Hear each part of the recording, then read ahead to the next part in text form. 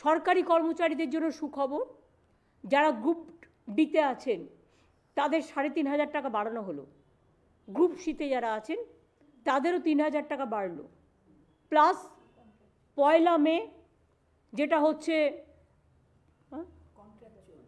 কন্ট্রাকচুয়ালে group ডিতে যারা ছিলেন, এছাড়াও যারা আফটার রিটায়ারমেন্ট কন্ট্রাকচুয়াল বা ধরুন আমাদের নানা রকম আছে কন্ট্রাকচুয়াল ক্যাজুয়াল নানা রকম কর্মীরা আছেন, তাদের জন্য আগে তারা রিটায়ারমেন্টের পরে কেউ 2 লক্ষ কেউ 3 লক্ষ টাকা একসাথে পেতেন, সেটাকে বাড়িয়ে আমরা 5 লক্ষ টাকা করেছি। আমাদের civic police, green police, village police তাদেরও 1,000 টাকা করে মাইনে বাড়ানো হয়েছে। মিড ডে মিলে যারা রান্না করেন তারা 10 মাস টাকা পান, 2 মাস পান না স্কুল যখন বন্ধ থাকে।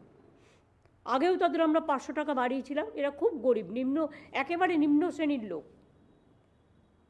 আগেও 500 টাকা বাড়িয়েছিলাম, আবার 500 টাকা তাদের জন্য বাড়ালাম, কারণ তারা রান্নাবান্না করে, এটা দিয়ে তাদের অনেক সাশ্রয় হয়। মনে রাখবেন, গঙ্গাসাগর একটা সেতুর জন্য কতদিন ধরে আমরা বলেছি গঙ্গাসাগর তীর্থকে জাতীয় মেলা ঘোষণা করা হোক এবং গঙ্গাসাগরে জল পেরিয়ে তীর্থযাত্রীদের যেতে হয় তাদের জন্য একটা ব্রিজ করে দেওয়া হোক মুড়িগঙ্গার উপরে। আজ পর্যন্ত কেউ সে কথায় কান দেয়নি। আমরা এই বাজেটে ঘোষণা করেছি যে গঙ্গাসাগরের ব্রিজ আমরা করব এবং এর জন্য 1,000 কোটি টাকার ওপর যে খরচ হবে এবছরের জন্য 200 কোটি টাকা ধার্য করা হয়েছে। মুড়িগঙ্গা ব্রিজ, ওটার নাম দেওয়া হয়েছে গঙ্গাসাগর সেতু।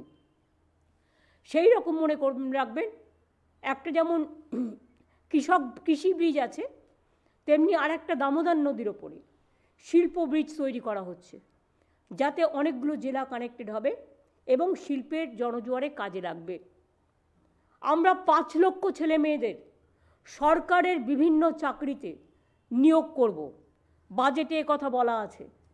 পুলিশ হতে পারে, টিচার হতে পারে, নানা ডিপার্টমেন্ট হতে পারে, গভর্নমেন্টের কর্পোরেশন হতে পারে, গভর্নমেন্টের মিউনিসিপ্যালিটি হতে পারে, গভর্নমেন্টের 5 লক্ষ কর্মসংস্থান সরকারিভাবে আমাদের বেকার যুবক যুবতীদের জন্য এই বাজেটে রাখা হয়েছে। সুতরাং এছাড়াও মনে রাখবেন, এমএসএমই আমাদের প্রায় 1.5 কোটি মানুষ কাজ করেন, আর লক্ষ লক্ষ প্রায় 10 লক্ষ ছেলে মেয়ে ইতিমধ্যেই আমরা কর্মসংস্থান দিয়েছি বিভিন্ন সরকারি এবং বেসরকারি কর্মচারী মিলিয়ে। এছাড়াও আমরা 6টা ইকোনমিক করিডোর করতে যাচ্ছি, যেটা ডানকুনি হলদিয়া, যেটা ডানকুনি রঘুনাথপুর, বাঁকুড়া, বর্ধমান এগুলো হয়ে যাবে, যেটা ডানকুনি কল্যাণী, যেটা ডানকুনি একেবারে মুর্শিদাবাদ হয়েও একটা আছে, পানাগড় হয়ে মুর্শিদাবাদ হয়েও আছে, মালদা, কুচবিহার, এইভাবে আমরা 6টা করিডোর করতে যাচ্ছি যাতে সব জেলাগুলো কভার হয়। তাজপুরও আছে, ডানকুনি হলদিয়া। সুতরাং এই ধরনের 6টা করিডোর হলে লক্ষ লক্ষ কর্মসংস্থান হবে। এবং আমি বলেছিলাম না, চমকে যাবেন, চিন্তা শক্তি থাকতে হয়, ভাবতে হয়।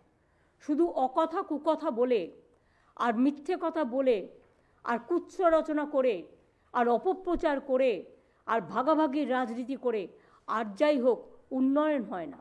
মনে রাখবেন, আমাদের চিন্তাধারা একটাই, বাংলা এগিয়ে যাবে, বাংলা বিশ্বসেরা হবে, বাংলা বিশ্ব বাংলায় পরিণত হবে, আমরা এটা চাই। আমার ছাত্রছাত্রী বন্ধুরা, আমরা 12 ক্লাসে তাদের স্মার্টফোন দিচ্ছিলাম, কিন্তু এখন থেকে সিদ্ধান্ত হয়েছে এবছর থেকে আমরা 12 ক্লাসের পরিবর্তে ওটা আমরা 11 ক্লাস থেকেই দেবো।